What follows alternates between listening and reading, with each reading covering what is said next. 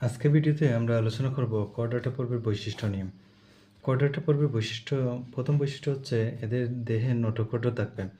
Notochord হচ্ছে একটা flexible rod like structure, অর্থাৎ একটা দৃঢ় গঠন যেটা পৌষ্টিকনালী এবং স্নায়ুরজ্জুর মাঝখানে থাকবে।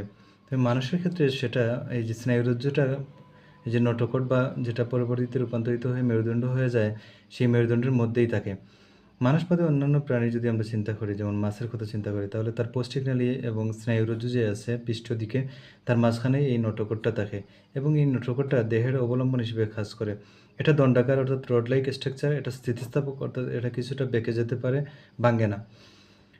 পূর্ণাঙ্গ প্রাণীতে, মেরুদণ্ডী প্রাণীতে এটা মেরুদণ্ডে প্রতিস্থাপিত হয়, অর্থাৎ এই যে বইয়ের ভাষায় বললে ভার্টিব্রেটা পর্বের যেসব প্রাণী আছে তাদের দেহে এই নোটোকর্ডটা মেরুদণ্ডে প্রতিস্থাপিত হয়।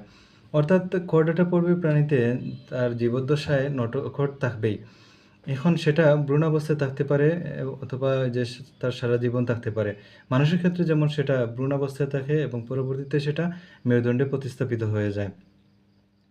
দ্বিতীয় বৈশিষ্ট্য হচ্ছে স্নায়ুরজ্জু। স্নায়ুরজ্জু বলতে বোঝায় স্নায়ুর বান্ডল। তো এই স্নায়ুরজ্জুটা এই যে মেরুদণ্ডী প্রাণীদের ক্ষেত্রে বা করডাটা পর্বের প্রাণীদের ক্ষেত্রে হচ্ছে ফাঁপা। ফাঁপা তাহলে কি? সেটা হবে নলাকার, অর্থাৎ ভিতরটা ফাঁপা এবং অনেকটা পাইপের মতো। উন্নত প্রাণীতে, অর্থাৎ এই যে মানুষ, গরু, ছাগল এসবে দেখা যায় যে এই স্নায়ুরজ্জু মস্তিষ্ক এবং সুষুম্নাকাণ্ড, অর্থাৎ অগ্রদিক মস্তিষ্ক এবং পশ্চাৎ দিক সুষুম্নাকাণ্ডে পরিণত হয় স্নায়ুরজ্জুর। এই স্নায়ুরজ্জুটা অবস্থান করে পৃষ্ঠীয় দিকে। আমরা আগেই বলেছি। এখানে বলা যায় যে নন কর্ডেটা প্রাণী, যারা অমেরুদণ্ডী প্রাণী, তাদের ক্ষেত্রে সেটা থাকবে অঙ্কীয় দিকে। অঙ্কীয় দিক বলতে আমরা যদি মানুষের কথা চিন্তা করি, আমাদের পিঠের দিকটাকে বলছি পৃষ্ঠীয় দিক, আর এই যে পেটের দিকটাকে বলি অঙ্কীয় দিক। যদি তেলাপোকার কথা বলি তাহলে যে তার যে উপরের অংশ দেখা যায় সেটা হচ্ছে পৃষ্ঠীয় দিক, আর যেটা দিয়ে বর দিয়ে চলে সেই অংশটা হচ্ছে এই অঙ্কীয় দিক। তাহলে এই যে তেলাপোকা নন কর্ডেটা পর্বের প্রাণী, তার যে স্নায়ুরজ্জু আছে সেটা কোন দিকে থাকবে? অবশ্যই সেটা থাকবে তার অঙ্কীয় দিকে বা পেটের দিকে। বলা হচ্ছে যে তৃতীয় বৈশিষ্ট্য গোলবিলীয় ফুলকারন্ধ্র থাকবে এদের দেহে জীবদ্দশায়। তাহলে এগুলো হচ্ছে যে জীবদ্দশায় কোনো না কোনো সময় থাকে। মানুষের ক্ষেত্রে যেটা হয় যে ঠিক গোলবিলীয় ফুলকারন্ধ্র বলা যায় না, তবে এই যে গিল ক্লেফট নামক একটা গিল পাউচেস একটা অর্গান থাকে ভ্রূণীয় দশায়, যেটা পরবর্তীতে যে গলবিলের অনেক অংশ আমাদের দেহের কর্ণাস্থি, গলার কিছু অংশ গঠন করে। এগুলো কয়েক জোড়া থাকে। আরেকটা বৈশিষ্ট্য হচ্ছে এন্ডোস্টাইল। এন্ডোস্টাইল নামক একটা অঙ্গ থাকে এই যে গলবিলের পরবর্তীতে, সেটা পরবর্তীতে মেরুদণ্ডী প্রাণীতে পোস্টেরিয়র থাইরয়েড গ্ল্যান্ডে পরিণত হয়, অর্থাৎ আমাদের যে থাইরয়েড গ্ল্যান্ড আছে তার থাইরয়েডের পিছনের অংশ গঠিত হয় এই এন্ডোস্টাইল থেকে। তবে ওই যে উন্নত মেরুদণ্ডী প্রাণী যারা আছে তাদের দেহে এন্ডোস্টাইল হিসেবেই সেটা থাকে।